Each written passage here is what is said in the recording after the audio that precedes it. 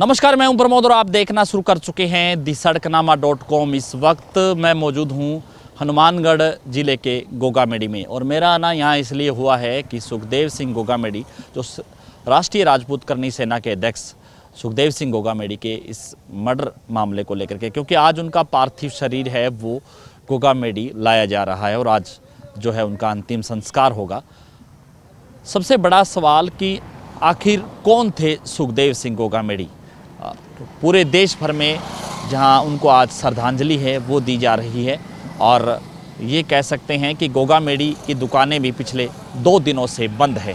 तमाम गोगामेडी की दुकानों के साथ साथ कल पूरा भादरा शहर भी बंद रहा। राजस्थान की राजधानी जयपुर है, उसमें भी विरोध प्रदर्शन है वो कल तक देर रात तक चलते रहे।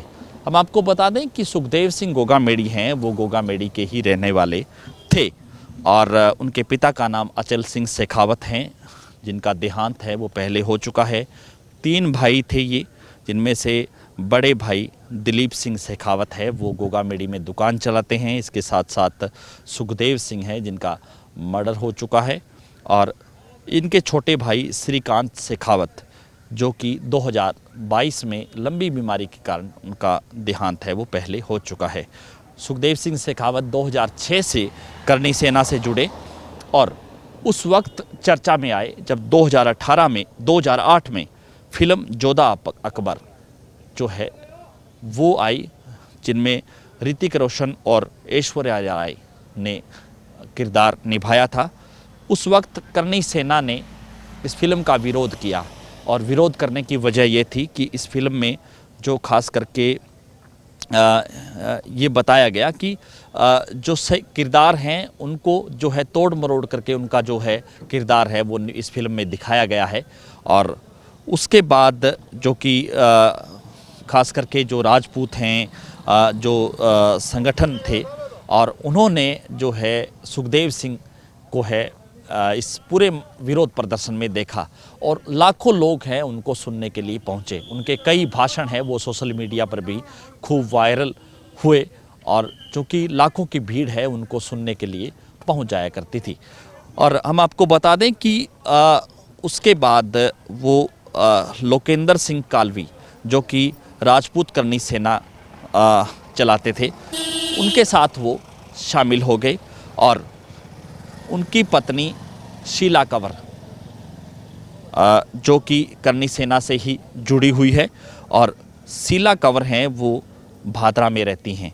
और हम आपको ये भी बता दें कि 28 जनवरी 2017 में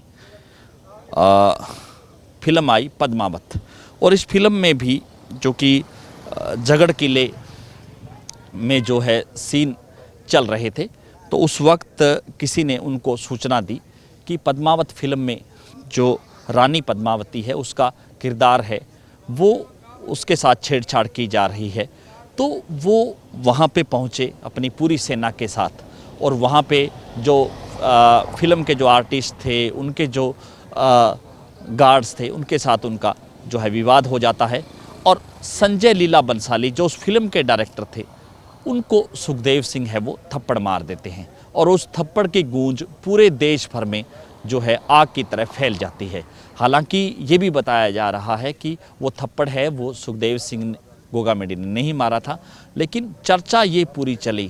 उसके बाद उस फिल्म का भी खूब विरोध हुआ देश भर में और उस फिल्म के विरोध में जो है सुखदेव सिंह गोगामेडी को राजस्थान ही नहीं पूरा देश है वो जानने लग गया था। उसके बाद ये कह सकते हैं कि जून 2017 में आनंदपाल मर्डर केस हुआ, आनंदपाल का इनकाउंटर हुआ और उस इनकाउंटर के बाद भी राजस्थान में 1 महीने तक लगातार प्रदर्शन चलते रहे और उस प्रदर्शनों की अगुवाई है वो सुखदेव सिंह गोगामेडी ने की। और उसके बाद से लगातार पाकिस्तान और लॉरेंस बिश्नोई जैसे गैंग, बड़े गैंग से उनके पास धमकियों भरे फ़ोन आने लगे। और हम आपको बता दें कि सुखदेव सिंह गोगामेडी हैं वो श्री राष्ट्रीय राजपूत करनी सेना के अध्यक्ष के साथ साथ राजनीति में भी पूरी तरह से सक्रिय थे। उन्होंने चूँकि उनका गांव गोगामेडी है जो कि भादरा विधानसभा क्षेत्र का हिस्सा है और भादरा से उन्होंने 2013 में मायावती ने उनको टिकट दी कि वो राजनीति में आए, विधायक बने और वो उन्होंने बसपा से चुनाव लड़ा। उस वक्त वो 34,000 वोट उनको मिले थे, वो चुनाव तो नहीं जीत पाए। उसके बाद जो है सुखदेव सिंह गोगामेड़ी है वो कांग्रेस में शामिल हो गए और साल 2023 जो कि अभी जो राजस्थान में चुनाव संपन्न हुए हैं उसमें भी सुखदेव सिंह गोगामेड़ी है वो जो है भादरा विधानसभा से कांग्रेस की टिकट पर चुनाव लड़ना चाहते थे, लेकिन टिकट उनको नहीं मिला। हालांकि उनकी पत्नी शीला कंवर है, उन्होंने निर्दलीय के तौर पर अपना नामांकन दाखिल किया था, लेकिन जैसे ही नामांकन वापसी की तिथि आई तो उन्होंने अपना नामांकन वापस ले लिया। यानी कि सुखदेव सिंह गोगामेड़ी जहां राजपूतों के मुद्दे उठाते थे, जहां अपनी बेबाक बयानबाजी के लिए जाने जाते थे, वहीं वो राजनीति में भी पूरी तरह से एक्टिव थे।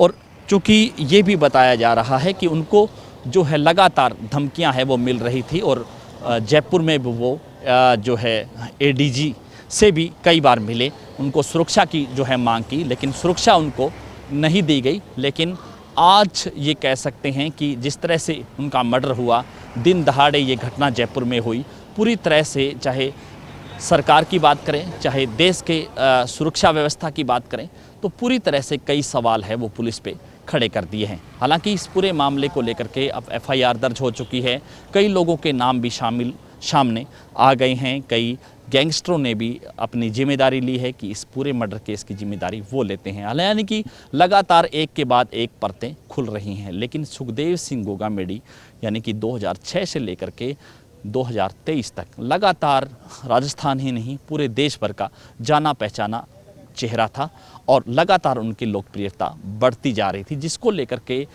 पाकिस्तान और गैंगस्टर है उनको धमकियां दे रहे थे।